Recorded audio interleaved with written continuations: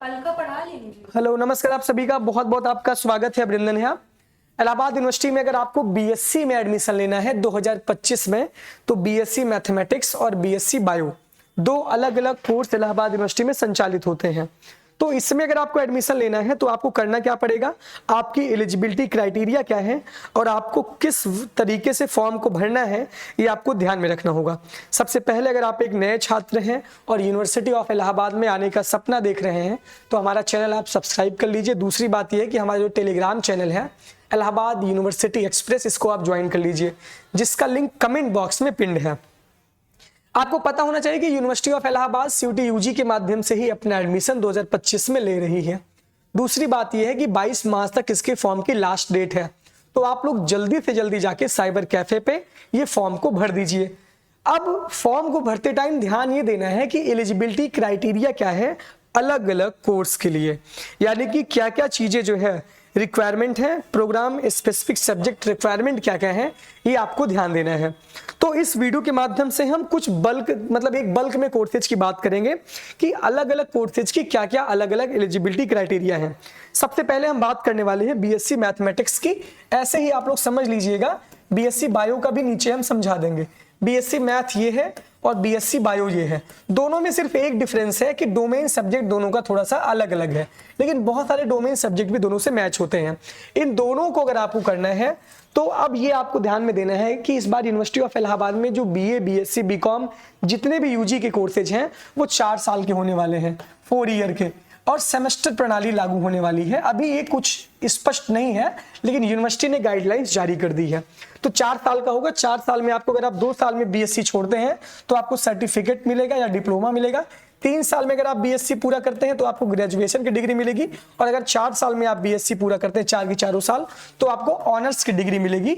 ये नई शिक्षा नीति 2020 के तहत यूनिवर्सिटी ऑफ इलाहाबाद में इस बार लागू किया गया है, तो ये जानिए। तो जितने भी एफिलिएटेड कॉलेज है उसमें बीएससी है, मैथ बायो दोनों है, मेन कैंपस में भी दोनों है।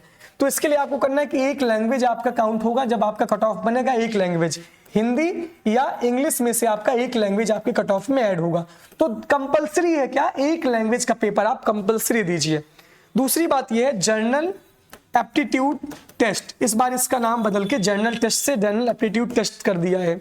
ये भी आपके कट ऑफ में ऐड होगा, चाहे आप बीएससी बायो करना चाहते हैं चाहे आप बीएससी मैथ करना चाहते हैं, तो दोनों तो ऐड होगा। एक लैंग्वेज ऐड होगा और जर्नल एप्टीट्यूड टेस्ट का नंबर आपके ऐड होगा। तो दोनों पेपर को आपको देना जरूरी है। मान लीजिए अगर आप नहीं देते हैं, मन आपका नहीं करता है, तो यहाँ 0 नंबर हो जाएगा आपका, तो यही घाटा आपका रहेगा। तो कट ऑफ से आप बहुत पीछे होंगे, तो मेन कैंपस में आपको एडमिशन ना मिलके कॉलेज में एडमिशन मिलेगा। तीसरी बात यह है कि डोमेन सब्जेक्ट आपका है। इसके पहले बीएससी बायो और बीएससी मैथ में 2-2 डोमेन सब्जेक्ट लिए जाते थे, लेकिन सीयूटी यूजी 2025 में आपको सिर्फ एक डोमेन सब्जेक्ट लेना है। अब ये इसका दायरा भी बहुत बढ़ा दिया गया है। पहले सिर्फ मैथ के सब्जेक्ट आपको डोमेन में लेना पड़ता था, लेकिन इस बार आर्ट्स के भी सब्जेक्ट को इसमें इंक्लूड किया गया है।